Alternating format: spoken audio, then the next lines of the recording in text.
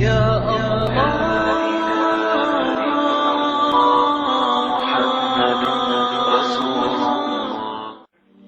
علیہ السلام نے ارشاد فرمایا للصائم فرحتان، کہ روزہ دار کے لیے دو خوشیاں ہوتی ہیں. فرحت عند الافطار، ایک تو جب روزے کی افطاری کا وقت ہوتا ہے اس وقت اس کو خوشی ملتی ہے. ایک خوشی تو یہ ہے کہ روزے کی عبادت مکمل ہوئی، اور دوسری خوشی یہ ہے کہ اس وقت کی دعائیں قبول ہوتی ہیں. اور ایک فرمایا فرحت عند لقاء الرحمن، کہ جب قیامت کے دن روزے دار آدمی اللہ رب العزت سے ملے گا تو اس وقت بھی اس کو خوشی نصیب ہوگی. کیوں خوشی ہوگی؟ اللہ رب العزت اس کا استقبال فرمائیں گے. چنانچہ حدیث پاک میں ہے کہ کچھ لوگ ایسے ہوں گے قیامت کے دن اللہ تعالیٰ کے سامنے کھڑے ہوں گے، یہ اللہ تعالیٰ کو دیکھ کر مسکرائیں گے اور پروردگار ان کو دیکھ کر مسکرائیں گے اور ان کا استقبال فرمائیں گے. اچھا ذرا غور کریں، اگر رشتہ داروں میں کوئی ایسا گھر ہے کہ وہ عورتیں آپ کے ساتھ اچھا سلوک نہیں کرتی، اب حامد آپ کو کہے کہ چلو اس گھر چل دیں تو آپ انکار کریں گی. آپ کہیں گی مجھے تو وہاں نہیں جانا، آپ نہ بولیں گی. کہیں گی کہ وہ تو عورتیں مجھ سے کلام کر کے راضی نہیں، وہ تو مجھ سے بات کر کے راضی نہیں، وہ تو مجھے ذرا سلوک نہیں دیتی، میرے لیے تو وہاں 5 منٹ گزارنے مصیبت ہیں، میں تو اس گھر میں جانا ہی نہیں چاہتی.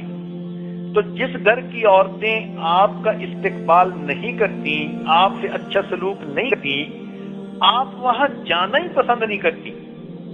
اور اگر کہیں آپ کا بہت قرب کا تعلق ہے، محبت کا تعلق ہے، حامد جانا نہیں چاہتا، آپ مجبور کر کے لے جائیں گی کہ جی فلاں گھر والوں نے دعوت دی ہے تو مجھے تو وہاں ضرور ہی جانا ہے، انہوں نے بلایا ہے.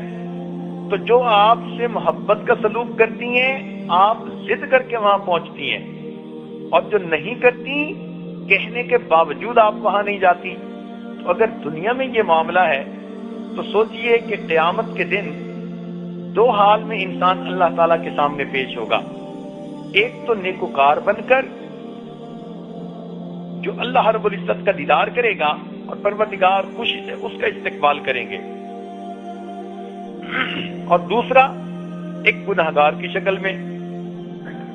اور گناہگار کیسے قیامت کے دن پیش ہوگا؟ قرآن مجید میں فرما دیا وَلَوْ تَرَىٰ إِذِ الْمُجْرِمُونَ نَاكِسُو رُءُوسِهِمْ عِندَ رَبِّهِمْ،